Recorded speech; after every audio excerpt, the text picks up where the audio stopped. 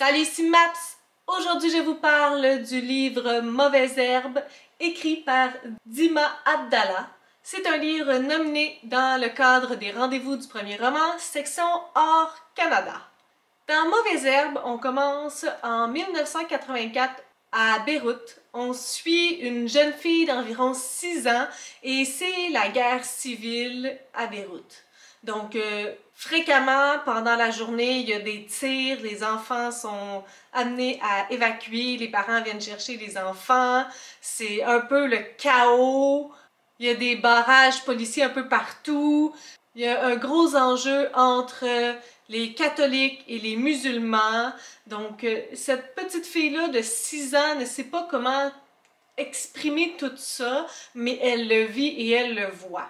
Donc, on la suit sortir de l'école en catastrophe, chercher son père, partir avec lui, essayer de rester calme, elle voit tous les autres enfants pleurer, essayer de rester avec son père pour pas le perdre. Donc elle vit des choses très anxiogènes, des situations sur lesquelles elle ne peut pas mettre des mots.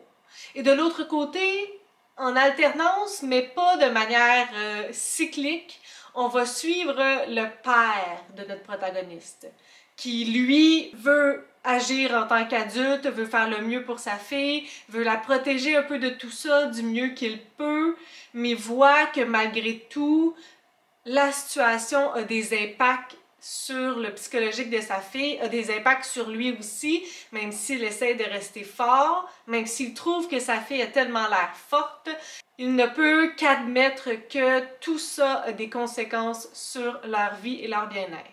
C'est un livre écrit d'une manière assez particulière, à la première personne, autant lorsque c'est la protagoniste, la petite fille, que son père qui sont le narrateur.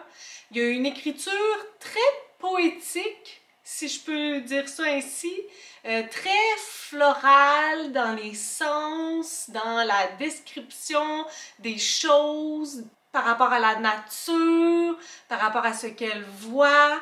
Il y a aussi quelque chose de très cyclique, des mots, des expressions, des phrases qui reviennent souvent, parfois même dans la même page et tout au long du livre. Donc il y a quelque chose de vraiment particulier dans l'écriture de ce livre-là. Ce qui fait en sorte que ça m'a pris du temps à embarquer. D'ailleurs, au début, c'est un peu à y perdre pied. On ne sait pas trop qu'est-ce qui se passe. On est dans la tête de cette petite fille de 6 ans-là. Donc, elle nous explique les choses de manière très imagée, son père étant son géant. Et il y a plein de choses qui sont très évidentes pour nous, mais de la façon qu'elle nous le dit, c'est pas super clair tout le temps. Ce qui est logique parce qu'on suit une jeune protagoniste, mais ce qui fait en sorte que c'est quand même un petit peu plus difficile pour nous.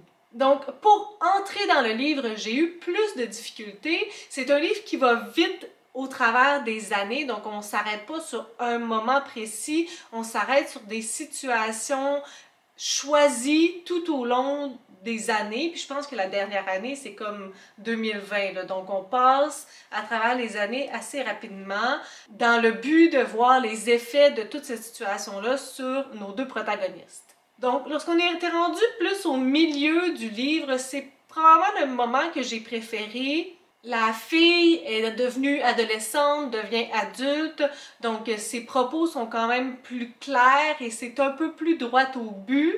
Il y a aussi un désir d'émancipation, une dichotomie entre ses racines, mais où elle est maintenant. Il y a aussi des comportements qu'on voit qui se répètent, qui étaient là lorsqu'elle était jeune, lorsqu'elle était à Beyrouth, mais maintenant qu'elle est rendue à Paris, il y a quand même de la solitude, il y a quand même de l'exclusion de la part des autres, qui est pour une raison différente qu'avant, mais qui se répète, et ses comportements à elle aussi sont similaires. Sa relation avec son père devient de plus en plus difficile. Tout ce qu'ils n'ont jamais été capables de se dire avant, et malgré que les années passent, sont toujours pas capables de se le dire aujourd'hui. Donc j'ai trouvé que le milieu pour moi se lisait vraiment très bien et la fin je l'ai trouvé un peu comme le début, ça s'étirait en longueur, je savais pas quand est-ce que ça allait finir et comment ça allait finir. Donc j'ai vraiment préféré pour moi la partie du milieu, c'était selon mes goûts personnels, très inégale. Un dernier aspect par rapport à l'écriture, c'est que ça devient un peu mélangeant, l'alternance entre le père et la fille, parce que l'écriture est quand même assez similaire. Ce qui différencie de lorsque c'est elle qui parle, de lorsque c'est lui, c'est l'apport du féminin. Lorsque c'est elle, éventuellement, il y a certains comportements, certaines phrases, certains moments, endroits qui nous rappellent un protagoniste plus que l'autre. Mais à un moment donné, vers le 3/4 du livre, il y avait comme les deux composantes des deux personnages dans le même chapitre. Puis vu qu'il n'y avait pas d'annotation, il n'y avait pas de nom des deux protagonistes, il n'y avait pas de différence, ça devenait mélangeant. Puis je me suis vraiment demandé à certains moments de qui je parlais. Est-ce qu'on était avec la fille dans un paragraphe et après est-ce qu'on était avec le père? J'avais vraiment beaucoup de difficultés à les séparer, à les distinguer, particulièrement parce que c'était pas cyclique non plus, donc c'était pas un chapitre dans la tête de la fille, un chapitre dans la tête du père.